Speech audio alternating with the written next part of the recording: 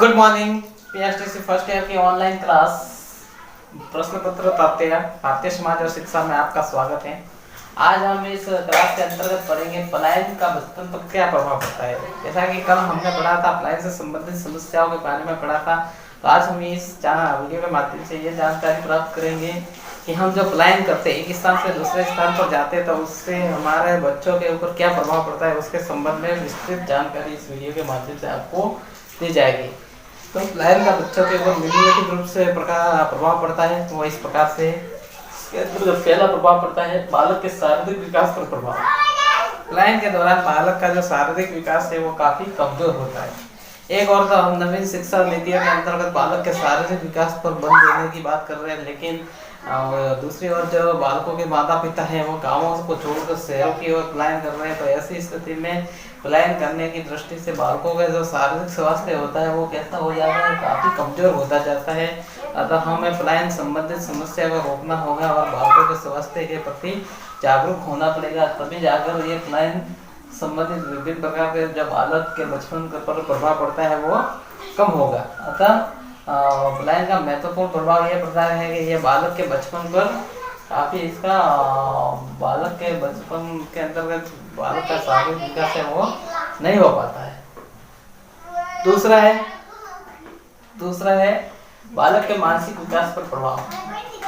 पलायन का बालक के मानसिक विकास पर भी काफी प्रभाव पड़ता है। मानसिक विकास पर काफी प्रभाव इसलिए पड़ रहा है कि बालक के मानसिक विकास नहीं हो पाने का मुख्य कारण यह है कि जब बालक शिक्षा ग्रहण करने जाता था, ऐसी स्थिति में माता पिता के द्वारा पलायन की अवस्था आ जाती है, जिसकी वजह से वह अपनी शिक्षा है वो पूर्ण रूप से नहीं प्राप्त कर सकते और ऐसी स्थिति में कहीं ना कहीं बालक के मानसिक विकास के अंतर्गत रुकावट आती है और इस प्रकार से पलायन की वजह से बालक है वो अशिक्षित रह जाता है और मानसिक रूप से वो बुद्धिमान नहीं बन सकता है। अतः बालक के मानसिक विकास पर भी पलायन का गहरा प्रभाव है वो पड़ता है।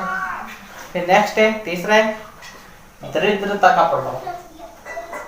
पलायन का असर बालक के बचपन पर इस प्रकार से पड़ता है कि बालक का बचपन है वो काफी कैसे हो जाता है, दरिद्र हो जाता है। कैसा हो जाता है? दरिद्र हो जाता है, क्योंकि पलायन करने से जो माता पिता की अवस्था होती है वो कैसे होते हैं, निर्धन होते हैं और अपनी निर्धनता को दूर करने के लिए पलायन का सहारा लेते हैं, जिससे उनके बालक है वो काफी अशिक्षित रह जाते हैं और वे दरिद्रता के जाल में फंस जाते हैं और इस प्रकार से उनके ऊपर भी निर्धनता का असर पड़ता है और इस प्रकार से बालक का बचपन कैसे दरिद्रता में गुजर जाता है और उसका दरिद्रता के ऊपर प्रभाव है वो पड़ जाता है।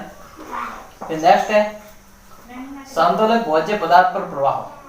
पलायन का बालक के जीवन पर संतुलित भोजन पदार्थ पर भी गहरा प्रभाव पड़ता है, क्योंकि पलायन अक्सर वही लोग करते हैं जो आर्थिक दृष्टि से कमजोर होते हैं और बालक के स्वास्थ्य के हेतु मानसिक स्वास्थ्य वगैरह सभी पूर्ण रूप से स्वस्थ रहने के लिए संतुलित भोजन की आवश्यकता होती है। लेकिन गरीब परिवार के अंदर माता पिता है वो अपने बालकों को आवश्यक रूप से संतुलित भोजन है वो नहीं दे सकते, तो ऐसी स्थिति में उन्हें संतुलित भोजन नहीं मिल पाता, जिससे वे विभिन्न प्रकार की समस्या से ग्रसित हो जाते हैं और इस प्रकार से कहीं ना कहीं पलायन का असर है जो बालक के संतुलित भोजन के पदार्थों पर भी पड़ता है और ऐसी स्थिति में बालक है वो मानसिक शारीरिक रूप से काफी कमजोर हो जाता है।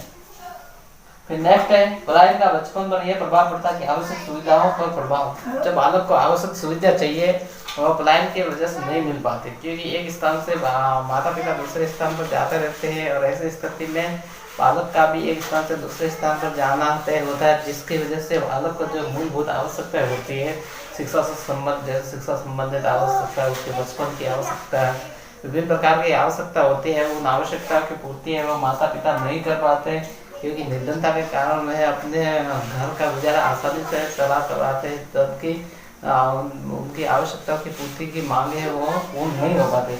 ऐसी स्थिति में आवश्यक सुविधाओं पर भी पलायन का गहरा प्रभाव पड़ता है। इस प्रकार से आज की क्लास में इतना ही। आपका बहुत बहुत धन्यवाद।